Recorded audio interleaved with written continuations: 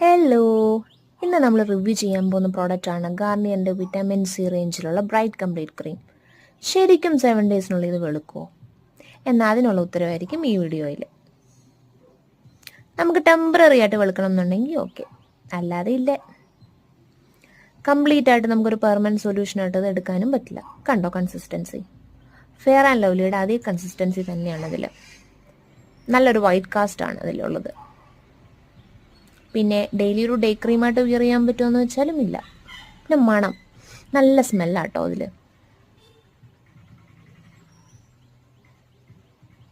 പിന്നെ ഇത് വാങ്ങണം എന്നുള്ളവർക്ക് വാങ്ങാം കേട്ടോ.